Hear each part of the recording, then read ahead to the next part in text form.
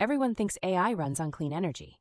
Actually, Chevron just signed a deal to build natural gas power plants for Microsoft's data centers. That's not a climate story, that's a supply chain story.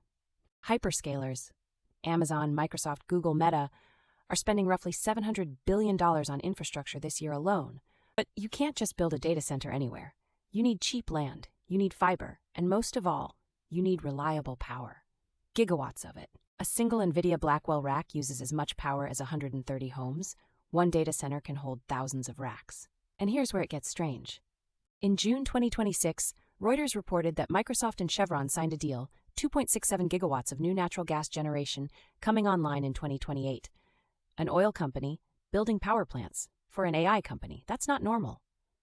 2.67 gigawatts, that's enough electricity to power 2 million homes permanently, just for Microsoft's AI. Why not just use solar and wind? The problem is simple. AI doesn't take breaks. Solar panels don't generate at night. Wind turbines stop when the air is still. Batteries can cover minutes, maybe hours. A training run for a frontier AI model takes weeks. You need something that runs 24 hours a day, 7 days a week, 365 days a year. Right now that means gas. The IEA projects that by 2030, more than 40% of new data center power demand will still be met by natural gas and coal. The clean energy transition is real, but it's slower than AI's growth.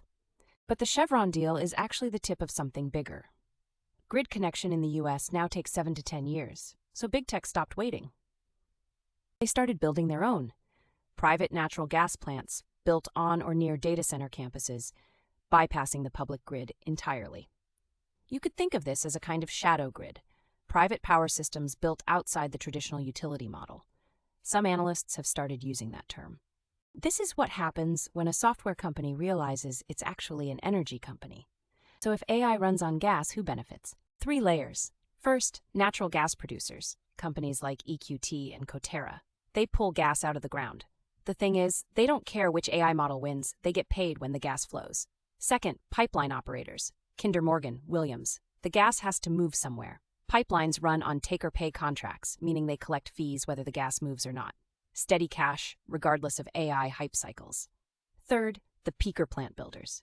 Chevron and independent power producers building generation directly for data centers, converting gas to electrons under long-term agreements. What makes this different from normal energy investing? Normal energy demand peaks in summer and winter. AI demand doesn't have peaks, it's flat, constant, and growing every quarter. What to watch? Number 1. More Microsoft, Google, or Amazon energy deals with gas companies. That's confirmation the trend is accelerating. Number 2. FERC interconnection queue data. If the backlog keeps growing, big tech keeps building private. Number 3. Natural gas pipeline utilization rates near major data center corridors in Virginia, Texas, and Ohio. Every AI response you get uses electricity. And right now, a growing share of that electricity still comes from natural gas.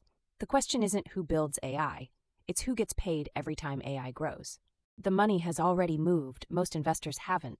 Next episode, we've covered chips, memory, power, and now gas. But what happens when all that power generates heat? Enough heat that air conditioning can't keep up? Next time, why Microsoft is putting servers underwater.